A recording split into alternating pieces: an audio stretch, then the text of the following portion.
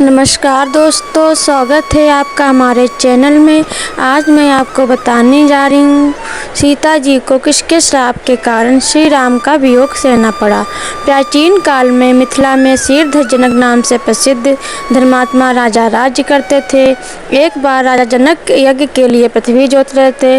उस समय चौड़े मुँह वाली सीता यानी हल के धंसने से बनी गहरी रेखा से एक कन्या का प्रादुर्भाव हुआ जो साक्षात लक्ष्मी के समान रूपवती थी।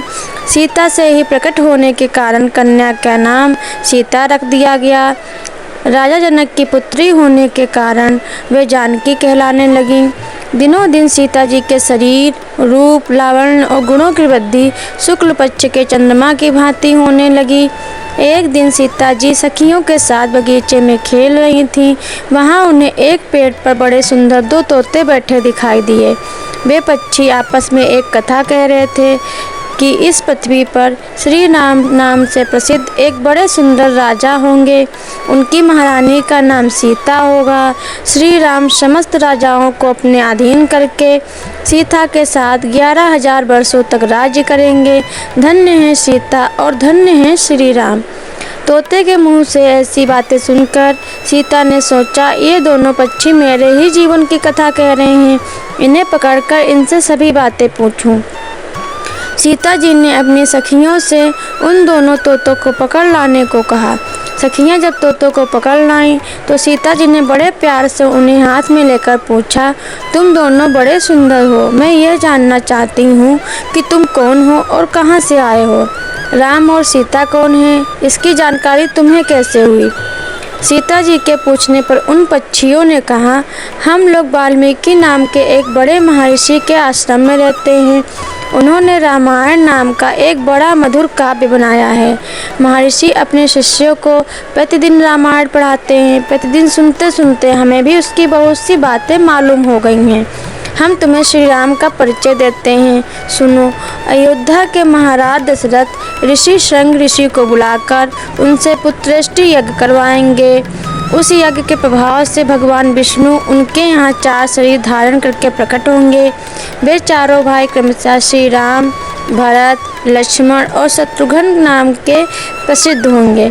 श्री राम महर्षि विश्वामित्र के साथ मिथिला आएंगे और राजा जनक के यहाँ रखा हुआ भगवान शिव का धनुष तोड़कर सीता के साथ विवाह करेंगे। उनके तीनों भाइयों का विवाह भी मिथिला में ही होगा। पक्षियों की बातें सीता के कानों में अमृत की वर्षा कर रही थीं। उन्होंने पक्षियों से कहा, तुम्हारी बातें मुझे बड़ी प्रिय लगती हैं। श्री रामचंद्र जी कैसे हैं, उनके गुणों का वर्णन करो। तोते की स्त्री सुग्गी समझ गई कि ये ही जनक नंदिनी है।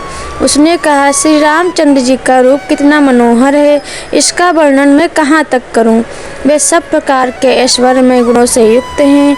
जनक किशोरी सीता धन्य है जो रघुनाथ जी के साथ हजारों वर्षों तक प्रसन्नता पूर्वक रहेंगी। किंतु सुंदरी, तुम कौन हो जो इतने प्रेम से श्री रामचंद्र जी के गुणों का वर्णन सुनती हो। जनकी जी बोली, जिसे तुम जनक नंदिनी सीता कहती हो वह मैं ही हूँ। श्री राम ने मेरे मन को अभी से लुभा लिया है। वे यहाँ आकर जब मुझे ग्रहण करेंगे तभी मैं तुम दोनों को छोड़ूंगी। तुम मेरे घर में सुख से रहो और मीठे मीठे पदार्थों का भोजन करो। सीता जी की बात सुनकर सुग्गी अनिष्ट की आशंका से कांप उठी और उनसे विनती करती हुई बोली, हम वन के पक्षी हैं, पेड़ों पर रहते हैं और स्वच्छंद रूप से विचरण करते हैं। तुम्हारे घर में हमें सुख नहीं मिलेगा। मैं गर्भिणी हूँ, अपने स्थान पर जाकर बच्चे को जन्म दूंगी, उसके बाद फिर तुम्हारे पास आ जाऊंगी। तोते ने भी यही कहकर सीता जी से सुग्गी को छोड़ देने की प्रार्थना की, किंतु सीता जी सुग्गी को छोड़ने के लिए तैयार नहीं हुई।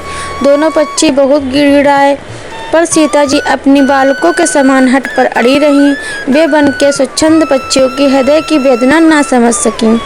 सुग्गी के लिए पति का वियोग असहाय हो रहा था।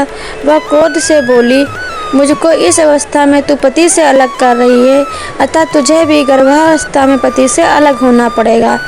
ऐसा कहकर राम राम का उच्चारण करते हुए सुग्गी ने अपने प्राण त्याग दिए। तभी आकाश से एक सुंदर विमान आया और वह दिव्य रूप धारण करके भगवान के धाम को चली गई। थोड़ी देर बाद पत्नी के वियोग में तोते ने भी प्राण त्याग दिए। इस प्रकार सीता जी के जीवन में आने वाले विरह दुख का बीज उसी समय पड़ गया।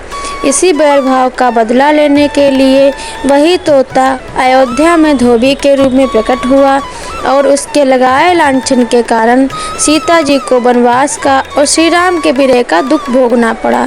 धन्यवाद। अगर आपको हमारा वीडियो पसंद आया है तो please like share and subscribe करें। श्री शिवाय नमस्तुभ्यम।